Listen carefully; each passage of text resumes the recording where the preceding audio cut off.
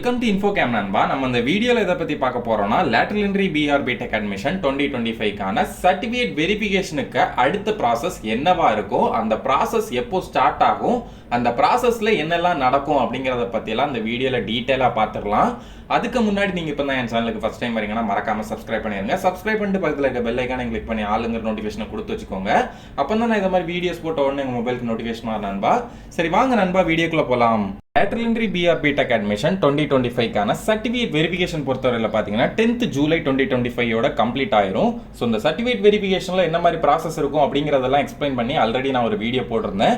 அது நீங்கள் இன்னும் பார்க்கலன்னா டிஸ்கிரிப்ஷனில் லிங்க் கொடுத்துருக்கேன், அதை கிளிக் பண்ணி பார்த்து செக் பண்ணிக்கோங்க. ஸோ யாருக்கெல்லாம் சர்டிஃபிகேட் வெரிஃபிகேஷன் ஸ்டேட்டஸில் வெரிஃபைன்னு வந்துருச்சோ நீங்கள் யாரும் பயப்படணும்னு அவசியம் இல்லை. உங்களோட அப்ளிகேஷன் டைரெக்டாக நெக்ஸ்ட் ரவுண்டுக்கு போயிடும், அதாவது நெக்ஸ்ட் ஸ்டெப்புக்கு போயிடும்.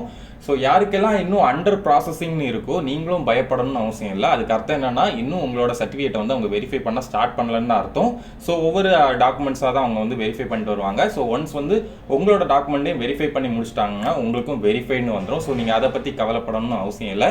கூடிய சீக்கிரம் உங்களுக்கும் வெரிஃபைன்னு வந்துடும். பட் உங்களோட டாக்குமெண்ட்டை வெரிஃபை பண்ணி முடிச்ச அப்புறம் கமெண்ட்ஸ் ஏதோ தந்திருக்காங்க, எக்ஸாம்பிளுக்கு ஏதாச்சும் டாக்குமெண்ட் வந்து அப்லோட் பண்ணுங்க அப்படின்னு சொல்லி கமெண்ட் தந்திருக்காங்க. அப்படிங்கிற பட்சத்தில் நீங்கள் வந்து அதை அப்லோட் பண்ணி ஆகணும். அதுவும் எவ்வளோ சீக்கிரம் முடியுமோ அவ்வளோ சீக்கிரம் அப்லோட் பண்ணிக்கோங்க.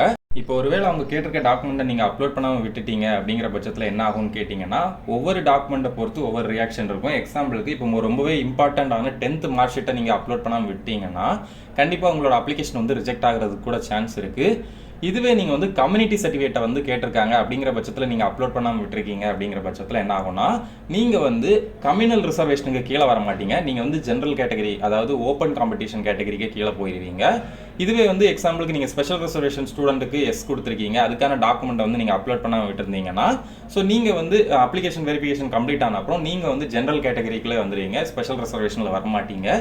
சேம் அதே போல் ஃபர்ஸ்ட் கிராஜுவேட் சர்டிஃபிகேட் கேட்டிருக்காங்க, அதை நீங்கள் அப்லோட் பண்ணாமல் விட்டீங்கன்னா என்ன ஆகும்னு பார்த்தீங்கன்னா, உங்களோட அப்ளிகேஷன் வந்து வெரிஃபைட் ஆயிரும். ஆனால் அதுக்கப்புறம் என்ன ஆகும்னு பார்த்தீங்கன்னா, நீங்கள் ஃபர்ஸ்ட் கிராஜுவேட் சர்டிஃபிகேட்டுக்கு எஸ்ன்னு கொடுத்து தான் அப்ளை பண்ணியிருப்பீங்க. ஆனால் உங்களோட அப்ளிகேஷனில் ஃபர்ஸ்ட் கிராஜுவேட் சர்டிஃபிகேட் நோன்னு மாறி இருக்கும். ஸோ இந்த மாதிரி ஒவ்வொரு கமெண்ட்ஸுக்கும் ஒவ்வொரு ரியாக்ஷன் இருக்கும். ஸோ உங்களால் எவ்வளோ சீக்கிரம் அந்த கமெண்ட்டை கிளியர் பண்ண முடியுமோ அவ்வளோ சீக்கிரம் கிளியர் பண்ணிக்கோங்க.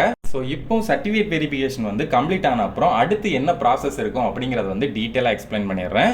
ஒன்ஸ் சர்டிஃபிகேட் வெரிஃபிகேஷன் வந்து கம்ப்ளீட் ஆகிடுச்சுன்னா அடுத்த ப்ராசஸ் என்னன்னு பார்த்தீங்கன்னா, ரேங்க் லிஸ்ட் வந்து பப்ளிஷ் பண்ணுறது தான்.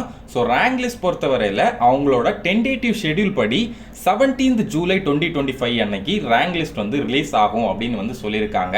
ஸோ இந்த சர்டிஃபிகேட் வெரிஃபிகேஷனுக்கும் ரேங்க் லிஸ்ட் ரிலீஸ் ஆகிறதுக்கும் நடுவில் பார்த்தீங்கன்னா ஒரு 7 நாள் வந்து கேப் இருக்குது. இந்த 7 நாளில் என்ன நடக்கும்னு பார்த்தீங்கன்னா, சர்டிஃபிகேட் வெரிஃபிகேஷன்லேயே நீங்கள் பார்த்துருப்பீங்க, உங்களோட ஸ்டேட்டஸில் வந்து அப்ளிகேஷனோட ஸ்டேட்டஸில் உங்களோட பர்சனல் டீடைல்ஸ் மட்டும்தான் வெரிஃபைட் ஆயிருக்கு, உங்களோட மார்க் வந்து இனி தான் வெரிஃபை பண்ணும் அப்படின்னு மென்ஷன் பண்ணியிருந்தாங்க.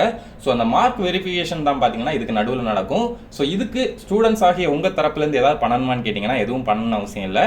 உங்களோட ரெஜிஸ்டர் நம்பர், உங்களோட காலேஜ் பேஸ் பண்ணி அவங்களே உங்களோட மார்க் டீடைல்ஸ் எல்லாத்தையுமே எடுத்து வெரிஃபை பண்ணி ரேங்க் லிஸ்ட்டை வந்து 17th ஜூலை 2025 அன்னைக்கு ரிலீஸ் பண்ணிடுவாங்க. ஸோ இந்த ரேங்க் லிஸ்ட் பொறுத்தவரையில் பார்த்தீங்கன்னா டிப்ளமோ ஸ்டூடெண்ட்ஸ்க்கு தனியாக ஒரு ரேங்க் லிஸ்ட்டும் ஸ்பெஷல் ரிசர்வேஷன் ஸ்டூடெண்ட்ஸ்க்கு தனியாக ஒரு ரேங்க் லிஸ்ட்டும் தனித்தனியாக ரிலீஸ் பண்ணுவாங்க. ஸோ இப்போ அந்த ரேங்க் லிஸ்ட் ரிலீஸ் ஆன அப்புறம் அதை எப்படி செக் பண்ணுறது, உள்ள என்னென்ன டீட்டெயில்ஸ்லாம் இருக்கும் அப்படிங்கிறத வந்து நான் சொல்லிடுறேன். ஸோ ரேங்க் லிஸ்ட் செக் பண்ணுறது பொறுத்தவரையில் யூசர் நேம் பாஸ்வேர்டை யூஸ் பண்ணி நீங்கள் வந்து லாகின் கொடுத்துக்கோங்க. ஸோ லாகின் பண்ண அப்புறம் பார்த்தீங்கன்னா உள்ள வந்து இந்த மாதிரி தான் டீட்டெயில்ஸ் காட்டும். ஸோ இது பார்த்தீங்கன்னா லாஸ்ட் இயருக்கான ரேங்க் லிஸ்ட்டை வச்சு தான் நான் எக்ஸ்பிளைன் பண்ண போகிறேன். ஸோ லாஸ்ட் இயர் எப்படி இருந்துச்சோ அதே போல தான் இந்த வருஷமும் இருக்க போகுது.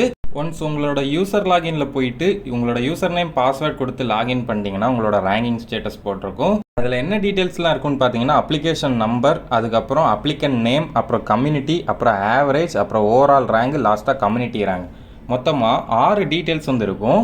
ஸோ இதில் வந்து நீங்கள் என்னெல்லாம் செக் பண்ணணும்னு பார்த்தீங்கன்னா, உங்களோட அப்ளிகேஷன் நம்பர் கரெக்டாக இருக்கா, அப்புறம் உங்களோட நேம் கரெக்டாக இருக்கா, அப்புறம் லாஸ்ட்டாக வந்து உங்களோட கம்யூனிட்டி கரெக்டாக இருக்கா அப்படிங்கிறத வந்து கரெக்டாக செக் பண்ணிக்கோங்க. அப்படி அதில் ஏதாச்சும் தப்பு இருந்துச்சுன்னா நீங்கள் அவங்கக்கிட்ட இன்ஃபார்ம் பண்ணி சேஞ்ச் பண்ணிக்கலாம். அடுத்து பார்த்தீங்கன்னா ஆவரேஜ் பொறுத்தவரையில் என்ன இருக்குன்னு பார்த்தீங்கன்னா, உங்களோட ஓவரால் பர்சன்டேஜ், நீங்கள் டிப்ளமோ ஆர் பிஎஸ்சி அது ரெண்டில் வந்து ஓவராலாக எவ்வளோ பர்சன்டேஜ் எடுத்திருக்கீங்களோ அந்த பர்சன்டேஜ் இருக்கான்னு பார்த்துக்கோங்க. நீங்கள் கேல்குலேட் பண்ண பர்சன்டேஜும் இதில் வந்திருக்க பர்சன்டேஜும் சேமாக இருக்குதா அப்படிங்கிறத வந்து வெரிஃபை பண்ணிக்கோங்க. ஃபர்ஸ்ட் இருக்க 4 டீட்டெயில்ஸில் எதில் மிஸ்டேக் இருந்தாலும் நீங்கள் உடனே டிஎன்விஏக்கு இன்ஃபார்ம் பண்ணி அதை வந்து சால்வ் பண்ணியே ஆகணும். அப்படி நீங்கள் சால்வ் பண்ணாமல் விட்டீங்கன்னா, எக்ஸாம்பிள் வந்து இப்போ உங்களோட கம்யூனிட்டி வேறு கம்யூனிட்டி இருக்குது அப்படிங்கிற பட்சத்தில் உங்களோட சீட் அலோகேஷனில் கூட ப்ராப்ளம் வரும். ஸோ இதில் எந்த தப்பு இருந்தாலும் கண்டிப்பாக நீங்கள் அவங்களுக்கு இன்ஃபார்ம் பண்ணி அதை அப்டேட் பண்ணியே ஆகணும். அப்புறம் இந்த ஆவரேஜ் மார்க் கண்டுபிடிக்கிறதுல, அதாவது உங்களோட ஓவரால் பெர்சன்டேஜ் கண்டுபிடிக்கிறதுல ஏதாச்சும் டவுட் இருக்குது, அது எப்படி கால்குலேட் பண்ணணும் தெரியல அப்படிங்கிற பட்சத்தில் டிஸ்கிரிப்ஷனில் அதுக்கும் நான் வீடியோ லிங்க் கொடுத்துருக்கேன், அதை கிளிக் பண்ணி நீங்கள் தெரிஞ்சுக்கோங்க. ஸோ அடுத்து லாஸ்ட்டாக ஓவரால் ரேங்க், கம்யூனிட்டி ரேங்க், இந்த ரெண்டு தான் இந்த ரேங்க் லிஸ்ட்லேயே ரொம்ப முக்கியமானது. இதுக்காக தான் நம்ம இந்த ரேங்க் லிஸ்ட்டை செக் பண்ணுறோம்.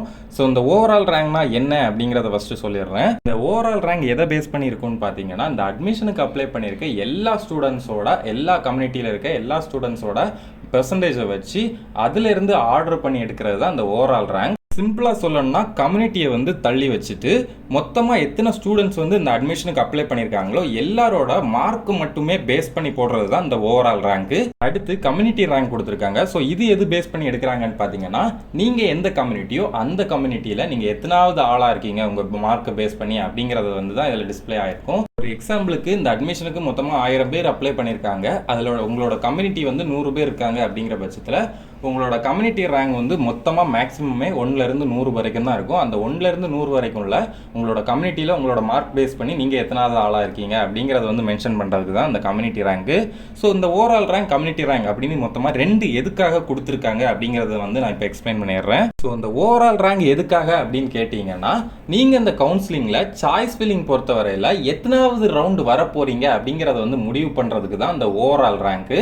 அடுத்து கம்யூனிட்டி ரேங்க் எதுக்காகன்னு கேட்டிங்கன்னா, இப்போ எக்ஸாம்பிளுக்கு ஒரு காலேஜில் மொத்தமாக 10 சீட் வந்து உங்கள் கம்யூனிட்டிக்கு இருக்குது அப்படிங்கிற பட்சத்தில் உங்களோட கம்யூனிட்டி ரேங்கை பேஸ் பண்ணி தான் அந்த காலேஜில் உங்களுக்கு சீட் கிடைக்குமா கிடைக்காதா அப்படிங்கிறது வந்து முடிவாகும். ஸோ கம்யூனிட்டி ரேங்க் பொறுத்தவரையில் உங்களோட காலேஜுக்கான சீட் அலோகேஷனுக்காக தான் அந்த கம்யூனிட்டி ரேங்க்கு. ஸோ இந்த lateral entry PR BTech admission 2025க்கான சர்டிஃபிகேட் வெரிஃபிகேஷன் கம்ப்ளீட் ஆனோடனே ரேங்க் லிஸ்ட் தான் பப்ளிஷ் பண்ண போகிறாங்க. அந்த ரேங்க் லிஸ்ட் பப்ளிஷ் பண்ண அப்புறம் என்ன மாதிரி டீட்டெயில்ஸ்லாம் இருக்கும், ரேங்க் லிஸ்ட் எப்படி போடுறாங்க அப்படிங்கிறத பற்றியெல்லாம் உங்களுக்கு ஓவராலாக ஐடியா கிடச்சிருக்கும்னு நம்புகிறேன்.